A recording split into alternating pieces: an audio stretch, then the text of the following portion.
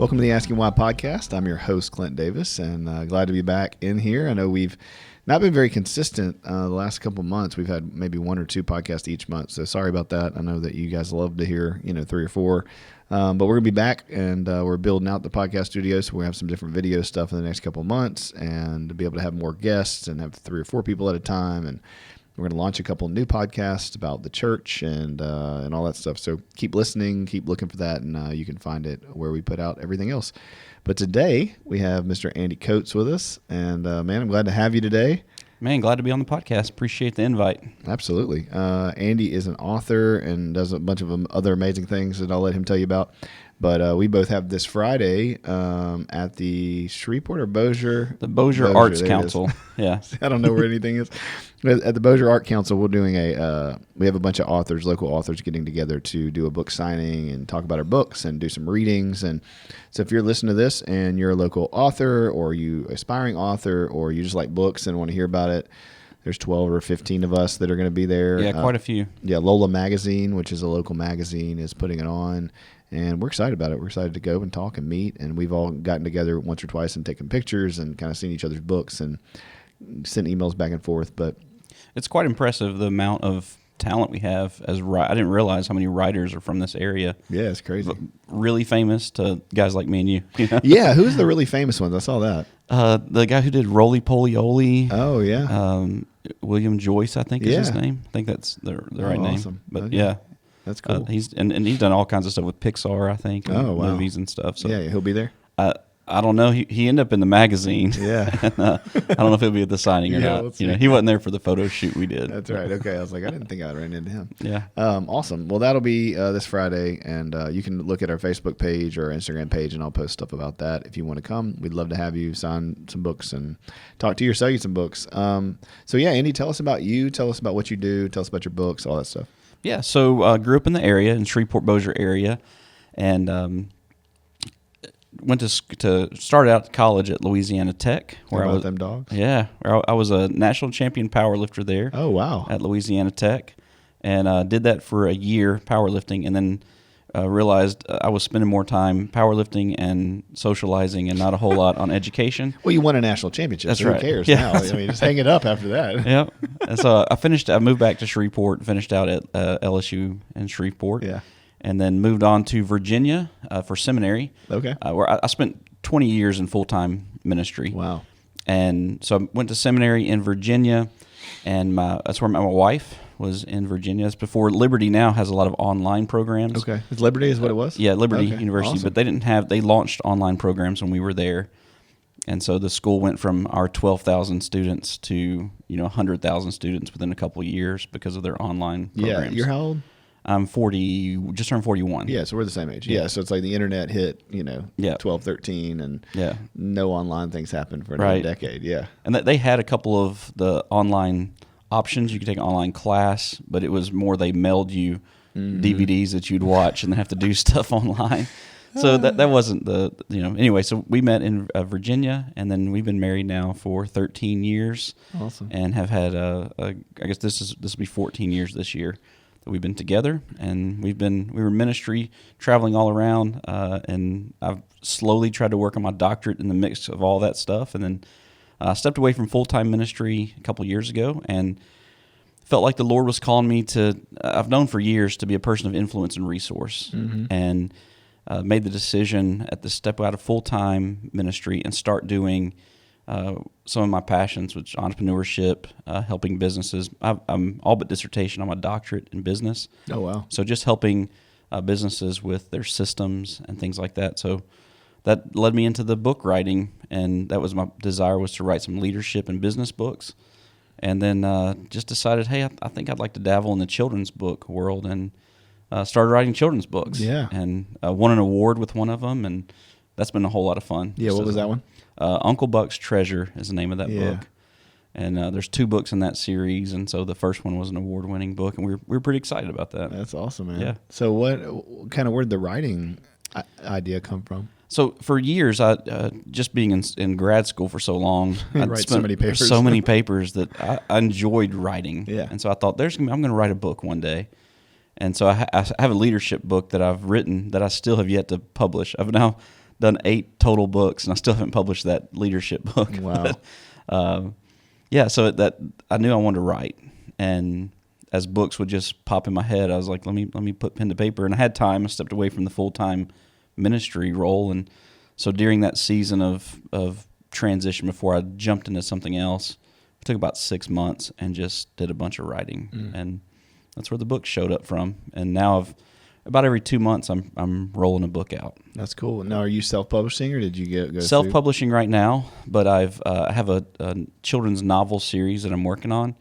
That I'm finishing the first book now. That I'm going to submit that for traditional publishing. Yeah. Why did you decide to go self-publishing versus the traditional publishing route? At first, for speed. That's like I wanted speed. I wanted a little bit of control. Yeah, because people don't understand. It takes.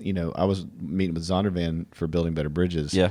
And a couple others, and it was like, well, it won't even come out for 2 years, right? Or a year and a half at a minimum. And I was like, no, this has to, like, people need help today, right? And yesterday and the last 5 years. Yep. So yeah, it was kind of the same thing for me. The speed was the main reason. Yeah, I mean, you're done with the book and you're completely through, and it'll be years before it hits shelves, and that kills momentum, and so you got to be working on more books if you want to release traditional publishing. So I thought, and I'll work on my own current books that I have now, and I'll start this project, and we feel like it's gonna be a pretty good book series, and so I was like, let's go traditional with this one. Yeah. And I'll wait the time out. Well, that's cool, especially if you have like an idea for more than one that you can kind of have in the queue. Yep. That's cool. Who are you looking at or going through? Or? Whoever will take it. Right. Yeah. That first step being in that world for children's, right, because it's a children's book, is just landing a literary agent. And so that'd be the first step, which takes months to get that secured. That's what's crazy is like I was like, oh well, I'll go this route, and I met with a couple people and was like, I'll do traditional because I think it's a great enough book that somebody will pick it up and it'll get in Lifeway, and I want it to get to people. Right. And then I was like, well, I emailed and met with a ton of publishers. And then, I'm an idiot. I YouTubed a bunch of things and called some people I knew, but I didn't know anything about writing a book. And so they were like, yeah, well, you need to first seek out a literary agent, and that's going to take you 6 months. Yep. And then that literary agent will, on your behalf. I'm like, well, what is happening? Yeah, that's if you land one, like if you get rejected, like if they're like, nah, we're not interested, or if they're fighting back and forth between you're trying to decide who to go with. Yeah. And who are their connections, so it's a lengthy process, and they're the gatekeepers to traditional publishing. So yeah, all the big ones are like, don't even email us if you don't have. If you don't have an agent, they won't take your call. So it's wild, man. But it's been a fun journey, and mainly for speed, I wanted to get some books out, and I wanted to test out to see, hey, if I'm going to spend the time and energy to publish traditionally, let's make sure I enjoy this first. So it was kind of a test run, and I've just fallen in love with it. That's awesome. What else have you written? So I have a children's book series that's called The Wild Adventures of Barnaby and Drew, and that's where that award-winning book is. There's 2 books in that one. Then that's for more 8 to 11-year-olds. And then I have a book series called Mighty Max, which is focused on helping kids overcome fears. So it's, we're planning to do several books in that series, but the first 2 is Doctor Visits and Ghost. And so it's helping kids face those fears. And it came from my niece. She's now 5, I believe. I may get that wrong, but 4. I think she's 5. But when she was 3 and 4 years old, she was struggling with, she has a ghost under her bed, and she didn't want to go to the doctor. And so I was like, well, I'll write a book. My wife and I have a boxer dog named Max. And so that's the character that's facing his fears is Mighty Max. That's cool. So that's been fun. And the next one we're working on in the process right now is storms. Kids facing fear of storms. Yeah, a lot of people have a lot of that stuff. Yeah. I mean, those big fears, that are problematic that people can't function over. Yeah. We work a lot with in counseling, and just the way that people have an experience with weather. I know, like Ruston, for example, got hit with those tornadoes, and lots of people, have experienced flood, Katrina. We're still dealing with all that cultural stuff. Right. We can keep going back on weather and how it causes problems. So yeah, I think what an awesome way to give support to parents as they, try to disciple their kids and help them and walk them through just the rigors of life and the difficulties that people go through. I think all the support in the world we need. Those little kids books especially are the best. With your I know with Grady and Jude, I'll sit down with them and we have a ton of different ones. Like, leaving or, staying away, or there's Yeah. grief or, any of that stuff that they have to deal with. And it makes for a great conversation starter. Yeah. So you don't know how to get into the discussion. You want to help your kids out. And I by no means have the mental health side that you have with facing fears, but I do, keeping it pretty simple, mainly as a place to start the conversation with parents for kids. So that's been a fun. Yeah, man. I think in my realm, when it comes to and people say that a lot, I don't have whatever. And it's like, man, I don't have anything special. I think the things that are primary about what we do as counselors, empathy, listening, validating, giving, creating a safe space, keeping private, any of us can do that stuff Right. if we have the Holy Spirit and if we're, Yeah. geared to shepherd and counsel people. It's extremely helpful to know all that we know and to do the Right. research and to see how it impacts and to have the different tools and resources and all that stuff. Obviously that's our high level job as a professional counselor. But, the thing those books you're writing help the layperson, the average person who's not, working with a heavy caseload or some kind of heavy, significant clinical mental health issue to do a better job. And I think that's the in-between of the church. We have pastors who teach the word, go to seminary to learn how to teach the Bible. And then we have counselors who sit with people in their pain and deal with these big issues. And then we've kind of missed the in-between. Yep. The average person's like, well, I'm not a clinician. I'm not a pastor. And then, I feel like what it lets us do as Christians is go, well, then I'm inept to help anybody with really anything. Yeah. And it's like, man, you've been given the ministry of reconciliation. That wasn't Right. just given to pastors or to counselors. Right. That's all of us. It's every one of us. So I think, what you're doing is equipping the saints for ministry Yeah. with these books, which is cool. And, it's, I think probably in ministry, one of the things I discovered, I spent more time probably counseling than I did preaching or teaching. Most of most pastors do. Right. It's putting out fires and helping people with problems. Yep. And I spent 10 years in children's ministry. So I got to have a lot of conversations with kids and parents dealing with issues. And so fear was one of those, obviously, that kids deal with and face, and usually even deeper fears than what we're dealing with in this book, because we're kind of hitting on that lower end, Sure. 3 to 5 year olds of just basic fears. But, we could probably even extend that out into, to older kids as well. Because, I think that'd be a good idea because it, showing, because the problem with older kids is somebody missed the little fears. Yeah. When you parent 3 to 5 year olds and you address those fears as they go appropriately, then when the next fear comes in, or a bigger fear, let's say, or more, consequential fear comes in, then there's a pathway forward. Yeah. Yep. They don't know how to manage them. They don't know how to deal with them. They got problems they're facing, and they don't know what to do, how to face them. And that's mainly what we're trying to do, is just help give us a base framework there to deal with them. And again, I don't have a whole lot of experience in education on, and we're not trying to provide a solution to dealing with all fears. It's a conversation starter for parents to help their kids. And if their need is for greater, then seek the professionals. But we're giving you a conversation starter. It's good, man. And what else? And then we have a passion of mine being that entrepreneurship business piece. And what's that called? I have 2 books in that one. Okay. I have one that's called Unlocking Money Secrets, what they didn't teach you in school. So it's just general basic. I taught as an adjunct professor for several years. And so I'd see these students who they're in business classes and they have no idea how money works. And so I just wanted to provide a basic resource for kind of that young entrepreneur. But really, it's been great for folks who are in their 30s, 40s, and 50s that still don't know how money works. So it hits all kinds of basic money topics. And then I have a second book called Ditch the Career, which is how to be that entrepreneur, the passion you have inside. What do you do with that passion? Tell me a little bit about those. There's a lot of people today that are, trying to be entrepreneurs and start businesses. What are some of the takeaways? Yeah, so a lot of it is, we're right now in the current place of our culture. It's very expensive to live life. So everybody is trying they have their career, and then they have a little side hustle that they're doing to try to make a little money. And most people are finding that as a side hustle, they're losing more money than they're making money because they don't know what they're doing. So the Ditch the Career is focused on what are you passionate about?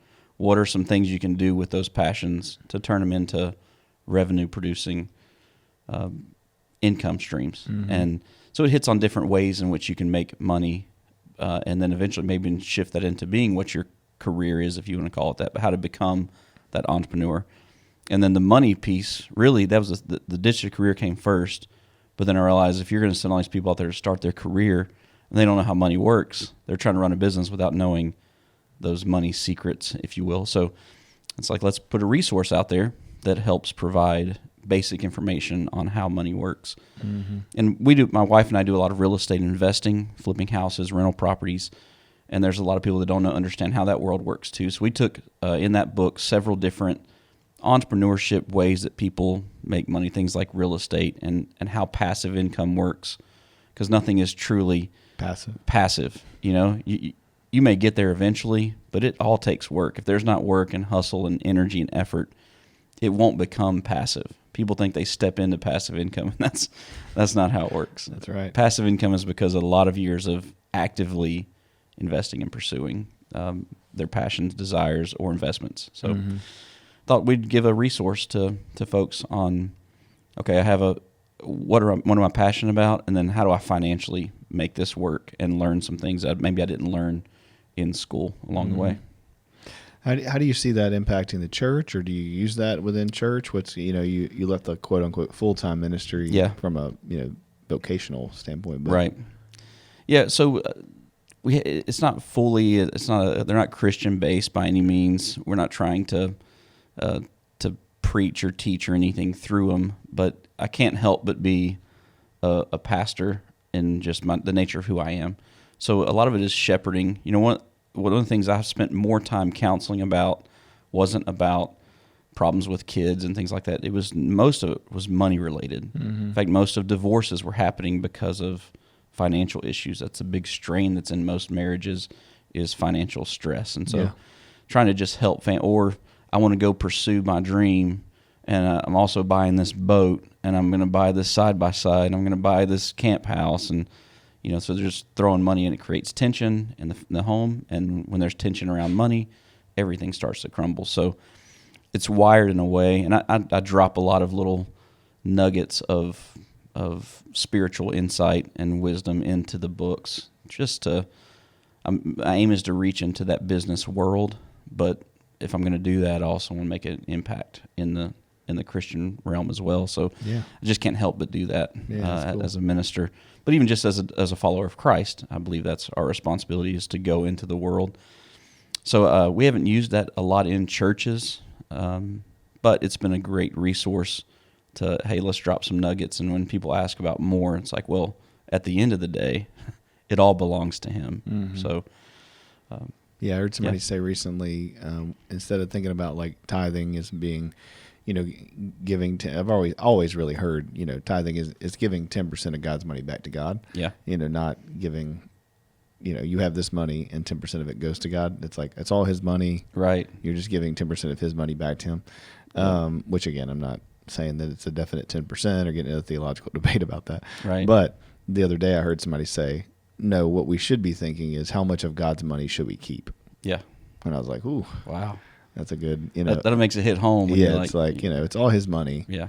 How much should we keep? And ultimately it's about, we're managing the resources. We're stewarding the resources He gives to us. And this book is just to help people be better stewards of what they have been entrusted with.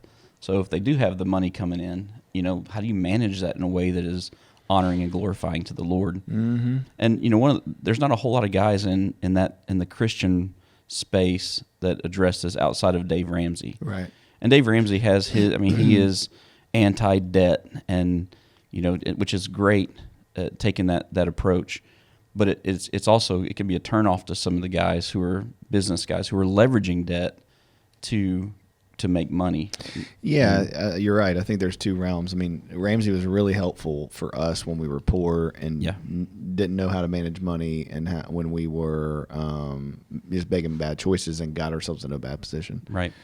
But I hear a lot of pushbacks from clients who have done all that and then are really successful in their business, and they have a lot of wealth, and then they want to be able to invest that, turn it around, do different investments in different businesses. HELOCs or, whatever it is Right. they're going to do with their housing and buying houses and flipping them and turning them around. It's like, yeah, Dave Ramsey's like against all of that on paper. Right. Unless you're doing it with cash. Yeah. And who has that amount of cash? Nobody. It'll take you 40 years to save up the kind of money to flip a single house. Yeah. And, but I get why yeah. he pushes back because, Right. you give people a little bit of room and they're going to Correct. run with it, That's one of the things we talk about in one of the books is debt. I hit on debt quite a bit because it's consumer debt is terrible. Consumer debt, if you're buying debt because you can't afford to purchase what you're buying, then of course that's not good. You're a slave to that lender, and it's all for just pleasure. But if you're using debt to make money, if the asset you're purchasing makes money, then it's a wealth building tool. But if I'm going to buy a TV or a boat or my own personal cars, even your own personal house, that's consumer debt because it's not officially an investment. It's on the line. Ramsey gives that one to you. He's like, house? yeah. Yeah. If you're going to have debt only on a home, and he'll 15 years and all that, but for the most part, he'll say no to debt because if you give people just that little taste, then it's like, well, we're trying to get using our points to get on the credit card, and then it gets out of control, and you're one decision before everything spirals, or one moment of contention before it hits. And so, the book is to help give you a good foundation that maybe you missed growing up. And we don't do a great job of it in the church. We don't do a great job of it in the education system of teaching people how money works and how God's economy of money works. Yeah, it's good, man. So I like that. Yeah, I'm excited to see your books on Friday and look through them and grab a couple. And, that's the cool thing about this event is, just that there's all these resources that people have. And one of the things I love about Shreveport and Bossier in our community is, and one of the things I'm passionate about the podcast is, you don't need to go to read somebody's book in California. Yeah. Or go to a church and listen to Hillsong. I mean, you can do all that. I'm not saying you shouldn't. But we have amazing community resources here. Yeah. And I think so many times, because of popularity or because of social media or because of our need to keep privacy, people outsource these things to people they're not in community with.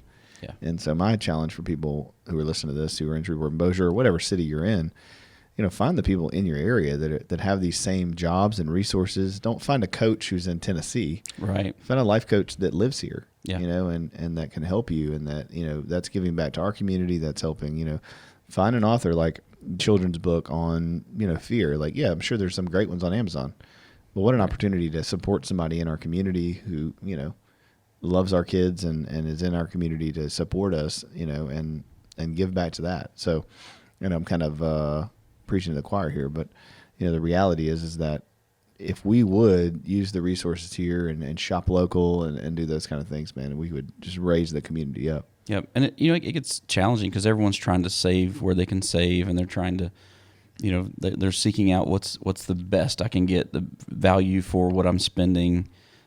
So I get it, because there's been moments in my own life, it's like, man, I could probably get that cheaper if I bought that online, but those dollars don't go here. They're going somewhere else. And so we maybe not all your listeners are from this area, but folks in our area complain about the Shreveport-Bossier area starting to decline or has been declining. It's like, well, if we would allow the money to come back into our own area, that would definitely help. Yeah, I mean, businesses come and go, and people complain that they're gone, but that they shop at them. Right. And that's the question. Yep. Cool, man. What else you got? You got any other questions for me, or just thoughts on? Man, we've launched a podcast as well called the Uncommon Success Podcast, and we've only done local folks as of so far, that we've at least regional folks that we've interviewed. And what am I doing? July or something like that? Yeah. Yeah. We're gonna bring Clint on soon. And we've got a couple of topics. We may try to get him on for a few podcasts. Yeah, it'd be fun. We've got some cool topics coming up in the next season. We just passed our first quarter of doing the podcast, and you got some experience in this, and you've been doing it for a few years now in the podcast world. And I think for us, it's been cool to watch as other local guys are trying to make an impact to be that resource out there for folks. And so, man, I appreciate what you're doing in that space, because it matters. And you're over the 100 episodes. We just crossed 14. So, yeah, dude, I would have never appreciate thought what that you- people would have listened to me talk about anything. Yeah. But during COVID, there was just a need. Yeah. I felt like I was listening to Rogan and Jordan Peterson and different things that some of which I believe, some of which I disagree with. Then I'd listen to theology podcast, but there was really nothing that nobody in our area was doing anything. Yeah. And nothing that people could connect to and leaders. And so kind of the same philosophy of course, I've had bigger name people on here from outside that, hear their stories for King and Country, whoever. But ultimately, I love having guys like you on who, you'll share it tomorrow or Friday on Facebook. And then people who we mutually know who don't know either one of us, Right. but know one of us, then go, oh, they know each other. And just that huge connection of the body of Christ, that's such a beautiful picture for me. So that's why I mainly do it. Yeah. And then people listen to it and apparently get stuff out of it and really enjoy it. And, And I think expanding our community makes a big difference. Yep. It's really easy for us to get locked into this is my circle. This is where I'm hearing information from. And, usually we flock to people who are similar to us. Mm-hmm. So their beliefs, their education, all that is going to be very similar. And I think it's great when we start to expand beyond that of learning from different people from walks of life. I learned that significantly when with my wife. So my wife is from New York City. And New York City. Yep. So Staten Island girl. So she's born up, I joke about marrying a Yankee, and I've brought her now. She's more Southern than I am. Yeah. She goes back home and they're like, who are you? Uh-huh. Not just y'all, but she'll say light, and instead of light. So she's become more Southern than I am. But I learned in that process of, although we seemed very similar in our passions for ministry and the Lord and all that stuff, she was a foreigner to me because of just the differences of how we were raised, the area we were raised in, and the communities that we were part of. The values were very similar, but things were so different. Mm-hmm. And I learned a lot just from her in how to approach problems, dealing with issues, cultural things. So I think if we start to get beyond just our own little circle, I think it's pretty powerful. And so doing these kind of interviews and stuff and having conversation, I think we learn from each other, and I think it's very valuable. Absolutely. What's the name of your podcast? The Uncommon Success Podcast. Okay. Yeah, you guys look it up. I'm sure it's on iTunes. And all Yeah, those we're at things. YouTube, Spotify, Apple, anywhere podcasts are found. Yeah. But we also film as well, so it's on YouTube. That's awesome, man. Well, yeah, I look forward to going in there. Was there anything else you wanted to ask or talk about? Oh, that works for me, man. Okay, I awesome. appreciate the time. Yeah, absolutely. I'm glad to have you on. And guys, check us out on Friday, like we said. Check out Andy's stuff, his podcast, get his books. We'll have them linked in the description and all that stuff so that you can check them out.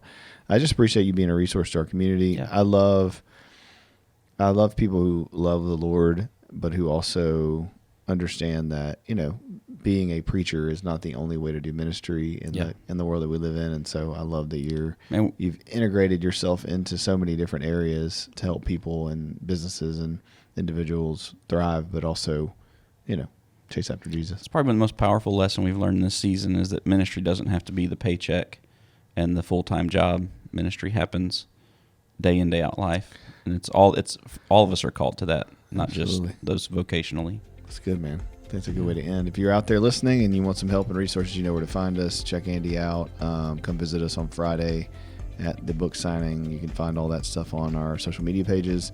This will drop Friday, or this is dropping Friday, so look for those links and come see us. And thank you, and God bless.